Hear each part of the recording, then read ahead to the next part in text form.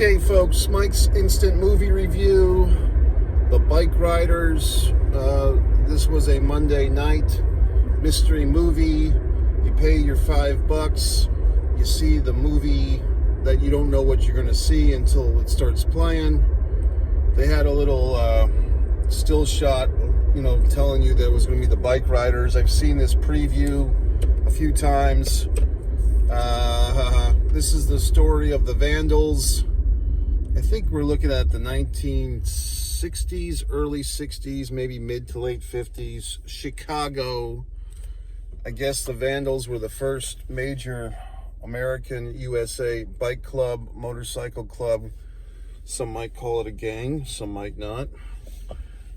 Johnny is our proprietor of this organization, played by Tom Hardy, whose name I was pretty much collecting. A lot of actors in this movie you've seen a bunch of times, but there's no Tom Cruise or Samuel L. Jackson in this. Austin Butler, who played Elvis, is the pretty boy Floyd of this group.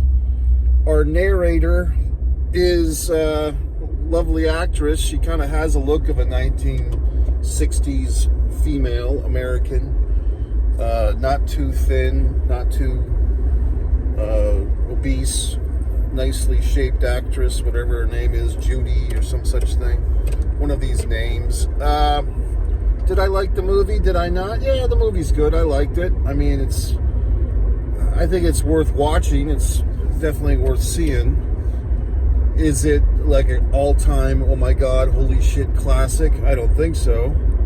But I think it's definitely entertaining. It's informative of this lifestyle, days gone by. Certainly not a multicultural cast. I mean, this is mostly white Midwesterners who are in a gang. They show these different, festivals or whatever they call them, picnics of the gang, and there's like one black female biker in like half a second shot. And there's one lady that doesn't even have any lines playing a maid. So you're not going to find your cultural diversity in this one, but that's of the times. It's the Midwest. It's this, gang, for Christ's sakes. I think there's some of this movie kind of plays into themes. These bikers in this movie, it's kind of interesting. They're all, live free or die, independent. I'm a loner. I'm a fucking stone cold Steve Austin of the universe. But yet, we're nonconformists, yet here's our club. And we all have rules to follow. So, they point that out. I don't know if the less attuned viewer will catch that out. Kind of the hypocrisy of the whole motorcycle club ideology, if that's the word, is... we're so fuck the man, we're so independent thinking, but yet we need to be in a club where we all wear the same goddamn vest, okay? Like a bunch of fucking schoolboys. So they do point out that hypocrisy, no offense, if there's any Vandals left standing. I don't know if this, I don't know. I guess you can make a point, if you wanted to, that these motorcycle clubs were kind of the predecessors for the explosion of the 1980s Bloods and Crips and all these other things. People finding their validation, their safety in numbers. Look at me, I'm wearing this vest. Look at me, I'm wearing a fucking red bandana or a blue bandana. Look at me, I've got family, yo. Whatever the fuck. So, I don't know. But here I am just going on a rant. But yeah, you're watching this movie and, what was it, 10, 15 years ago, everyone got their fucking dicks in a fury over whatever the fuck, Lords of Anarchy or Kings of Anarchy or whatever the fuck. I didn't give a shit. I never watched. I was familiar that it existed, but I don't know. I just think it's one of these things where people live vicariously through these elements of society. Oh, a motorcycle squad. Oh, I could be in that. No, you couldn't, assholes. So, whatever the fuck. I thought the movie was good. as you can see, it just kind of raises some issues of these groups. But anyway, I'm trying to think of, should you see the movie? Yeah, go see it when it comes out. Other things that I can pinpoint. It's like a lot of these things, like, what's going to happen. There's going to be all these goddamn themes, loyalty and wearing your colors and wearing your vest and who's going to beat up who and who's a whatever the fuck, who's a squealer, who's a rat. I did find it interesting that the Wild Ones, the Marlon Brando film, that the guy in this movie, Johnny, is kind of idolizing. And in the movie, I guess, Marlon Brando's character was named Johnny, and so Johnny, I guess that was his real name, or whatever the fuck. Nice coincidence. So yeah, I liked the movie. Here's one thing I didn't like. You ready? And I mean, this is like a real core foundation of this cinematic performance, was the storytelling. There's this thing in screenwriting or in filmmaking that they say, if you have to have a voiceover, it's a big crutch for a film. Like if you have to have a voiceover in your movie where the lead character basically tells you what the fuck is going to happen, then you failed as a screenwriter or as a filmmaker. And in this movie, they don't necessarily have a voiceover, but it's a series of cutaways a la Princess Bride to the female, the wife of Benny, telling the story to this photographer who apparently wrote this book, wrote the book and had all these photos of the Vandals and all their happenings in this era. So basically, we're watching, the movie version of how the book was put together through these exclusive interviews. And I guess the second interview was 1973, and maybe the first one was it 1967, some such thing. So I don't want to say, you know what I mean? It's kind of like just a way of telling the story that we've seen a million times. Like, oh, here's the interviewer of the book, and here's the fucking events that have happened. For instance, spoiler, there's this scene where there's pretty important secondary character, Brucey. I don't recall the actor's name. I've seen him before. He did a good job. But Brucey basically... the female storyteller says, oh, and that things were never the same after Brucey died. And then they basically just show Brucey dying.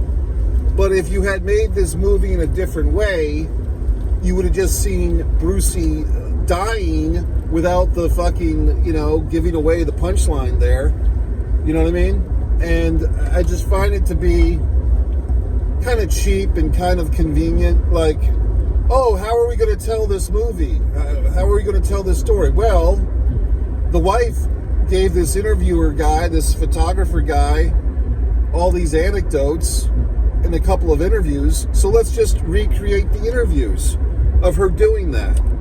Lazy. Hate to say it. It's just lazy. I mean, yes, you could say, okay, that's historically accurate. But that's kind of why I liked the Elvis movie from 3 or 4 years ago, and other people did not like it as much as I did. But I liked the fact that it was taking some chances with the biopic, the Elvis movie I'm talking about, with Austin Butler, like the high frequency, rapid editing. We've heard enough of the goddamn Elvis story a million fucking times. So taking some chances with the editing, with the storytelling. Yes, I know that Tom Hanks was kind of a faux pas with the fucking Colonel character, Tom Parker, or whatever the fuck. But I guess with a story like this, it kind of felt like La Bamba from 1987. Like, oh, here's the story, and here's what happened, and you know what I mean? I just felt like on the nose, okay? If you know what that means. On the nose means, I went to the supermarket and I bought milk. No subtext, no interesting slant on the procedure, just telling us what happened. And that's what kind of this movie felt like to me. Like, okay, good acting, good cinematography, everything's there. It's just, and it's good, it's entertaining, it's informative, and there's nothing wrong with it. But is it, at this point, seeing so many movies like I do, being such an educated film viewer as I am, and a filmmaker myself, that you can see my wonderful films on One Man and a Camera Films, I need something more, folks. I need something more than just a good old standard movie to get me excited. And I kind of feel like, yes, this was a good movie, but is it a classic? Is it something that takes some chances? Is it something that took some risks with its filmmaking stylings? Abso-fucking-lutely not. It was standard issue. It was, okay, this is fine, but it wasn't anything to sing a song about. It wasn't anything that rocked my goddamn world, okay? I'm just being honest. I'm just telling you the facts of the matter, kids. It was good. It was fine. I mean, but is it something that's going to, I'm going to go out and people are going to get fucking the Vandals tattoos on their ass or the Bikeriders poster on their fucking wall? I don't think so. I think it's just a movie that was good, and it was competent, and it served the story, and there's nothing wrong with it. But I feel like with this exciting material that they could have done something, I don't know what they could have done, but something a little bit more, okay? I just feel that way. I feel like there's enough interesting stories that we see in this movie that if some bigger thing could have happened, or some chances with the actual process, the narrative, I think they could have done something really special here. But in a sense, unlike kind of the same quandary that the actual people are in, you're supposed to be a rule breaker, but you're following the goddamn rules. We have to be true to this story. And the woman told the photographer all these anecdotes, so now we're just going to film scenes of the woman telling the photographer these anecdotes. Okay. You know what I mean? It's just, for this live free or die mentality, I'm not seeing a live free or die filmmaking experience. I'm seeing a very traditional cookie cutter experience. Similarly, I felt that way about Aretha Franklin movie 3 or 4 years ago. I did a nice review on that. Respect. I thought the movie, that's the title of the film, the Aretha Franklin biopic, it was fine. The performance by Jessica Hudson, I believe that's her name, Jennifer Hudson, not Jessica, for Christ's sakes. I thought Jennifer Hudson was going to win an Oscar, or at least get nominated for her portrayal of Aretha Franklin. She did not get such a nomination. I was a little stunned and shocked. But I felt like that movie was kind of cookie cutter. The movie itself was just, here's all the events that happened that we're going to put in the movie, and we're going to film the scenes, and we're going to edit them, and put a nice music behind it, and there's your movie. I feel like the movies that stand out from the pack, whether you want to go way back in time and say, Pulp Fiction, 1994, or, whatever the fuck, you say Citizen Kane 75 years ago, whatever that was. I think the movies that really stick out as legendary, iconic movies take some chances with the narrative. You know what I mean? And as we see more and more films every year, the audience, we get a little bit bored. And even something like this, where I never sat there and once watched Sons of Anarchy, or whatever the fuck, I guess that's what it was called. I never sat there and watched it like an asshole. But, it's kind of yeah, we get it. Bike gang, okay?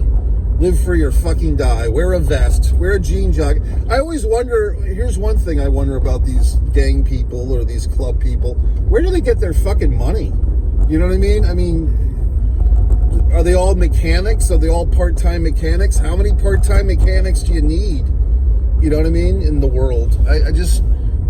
Because only Johnny, it's explained, is a truck driver, so he actually has a day job and he has a wife and kids. But where's everybody else? How are they getting their money to support this they're buying a bologna sandwich or buying a malt soda or a soda pop or a Dr. Pepper or their engine parts or whatever the fuck. How do these bikers live? They don't really show any of these bikers actually working, you know what I mean? Or they're not stealing from anybody, but they always have $1 in their pocket to buy a beer. You know what I mean? I don't know. So I guess I'd like some particulars here, people. But, you know, like I said, I have no ill will towards the biker community. I give them credit. You know, live free or die, all that happy horse shit. And pay your dues. Yeah, how do they pay their fucking dues to be in the bike club? Where do they get this extra spending cash, for Christ's sakes? But anyway, I liked the movie. I thought it was good. I mean, you know, it was... I came, I saw the movie, and I left. But is my life changed? Am I suddenly a better person? Have I learned some great thing?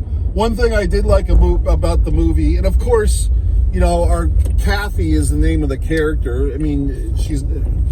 One thing you could say is it does give you some thoughts into the female mind of this time. Like, you know, she wants to be the good girl, but she wants to, she being Kathy, the wife of Benny, she wants to take the guy who doesn't give a shit about anything and break his spirit, make him a fucking house husband. And spoiler, eventually she does, because they ride off to Florida, which was funny because here I am in Florida watching the film, and basically she's got her wish. She's tamed the shrew, she's tamed the wild stallion and made him a gelding, and, you know, now he doesn't ride his bike anymore. Now he sits in the fucking driveway with some cousin or whatever the fuck, smoking a cigarette, looking pretty. So she gets her wish. She's castrated her wild man into a house husband. So I don't know. I mean, it is what it is. The movie was good. I don't know if I'm dramatically changed. I mean, it's one of those deals. All the actors were good. I mean, Tom Hardy definitely has a cool look. I haven't watched the movie. Was he the guy that played Bane in those? I didn't like that Dark Knight Returns or whatever the fuck, or the Dark Knight Rises. Was he Bane in that? Because I thought that one was a horse shit of a Batman film. But I did like him. I believe he was in the movie Warrior with Kurt Angle, the ultimate fighting championship, two brothers fighting each other movie. I like that one. You know, so I mean, there you go, flying folks. I mean, this movie's worth seeing. Is it going to change your life? No. Is it going to change your thinking? Whatever you think about clubs and gangs and horse shit, you'll probably just get confirmation bias. You'll probably feel the same way about these things coming out as you did going in.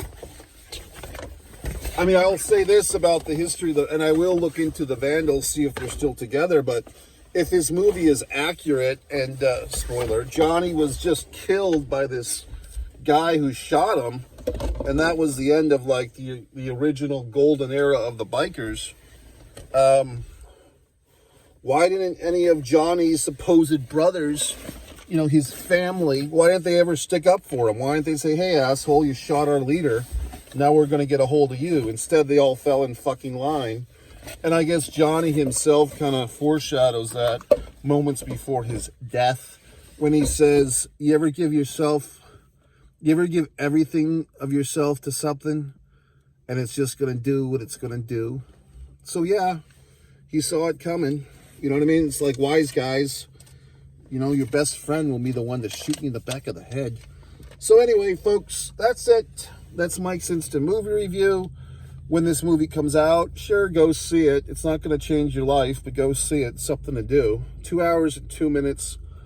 If you want to see my wonderful films, Blood Sugar Sedace, Disregard the Vampire, Mike Messier documentary, The Impeccable, The Nature of the Flame.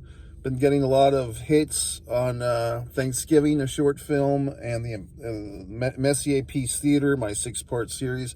You have to go over to another YouTube channel, One Man and a Camera Films. The number one Man and a Camera Films. This is one Mike Messier. MikeMessier.com has all my novels, books, and so forth. One artist, Mike Messier, and one pro wrestling and sports fan YouTube channel. That's it. See the movie.